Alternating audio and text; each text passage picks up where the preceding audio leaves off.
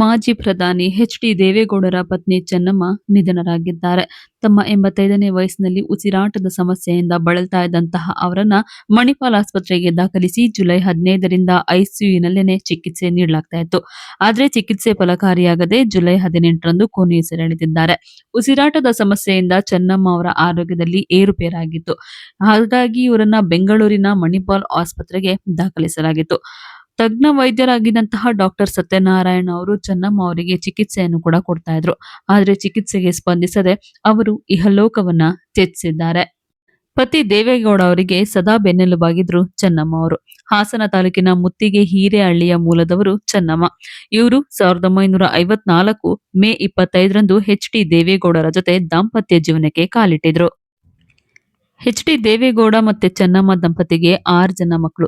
ಇವರು ರಾಜಕೀಯ ಮತ್ತೆ ವೈದ್ಯಕೀಯ ಸೇರಿದಂತೆ ವಿವಿಧ ಕ್ಷೇತ್ರಗಳಲ್ಲಿ ಗುರುತಿಸಿಕೊಂಡಿದ್ದಾರೆ. ಹಿರಿಯ ಮಗ ಎಚ್.ಡಿ. ರೇವಣ್ಣ ಅವರು ರಾಜಕೀಯ ಕ್ಷೇತ್ರದಲ್ಲಿದ್ದಾರೆ. ಎರಡನೇ ಮಗ ಎಚ್.ಡಿ. ಕುಮಾರಸ್ವಾಮಿ ಅವರು ಕೇಂದ್ರ ಸಚಿವರಾಗಿದ್ದಾರೆ. ಇನ್ನು ಮೂರನೇ ಮಗ ಎಚ್.ಡಿ. ಬಾಲಕೃಷ್ಣ ಅವರು ಕೂಡ ಉದ್ಯಮಿಯಾಗಿದ್ದಾರೆ. ನಾಲ್ಕನೇ ಮಗ ಎಚ್.ಡಿ. ರಮೇಶ್ ಅವರು ವೈದ್ಯಕೀಯ ವಿಭಾಗದಲ್ಲಿ ಗುರುತಿಸಿಕೊಂಡಿದ್ದಾರೆ. ಇನ್ನು ಇವರಿಬ್ಬರ ಹೆಣ್ಣು ಮಕ್ಕಳು ಬಂದು ಅನಸೂಯ ಮತ್ತೆ ಶೈಲಜಾ.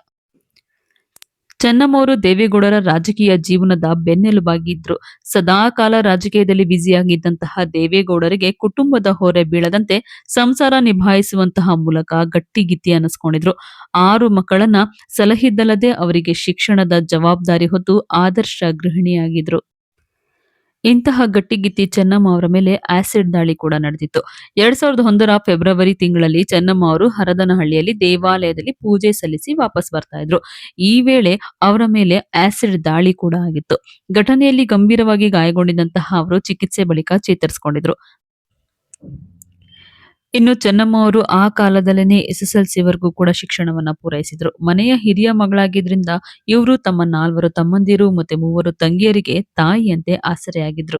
ಕಷ್ಟ ಸುಖದಲ್ಲಿ ಭಾಗಿಯಾಗಿದ್ದಂತಹ ಪ್ರೀತಿಯ ಪತ್ನಿಯನ್ನ ಕಳ್ಕೊಂಡು ದೇವೇಗೌಡರು ಕಣ್ಣೀರಿಡ್ತಾ ಇದ್ದಾರೆ.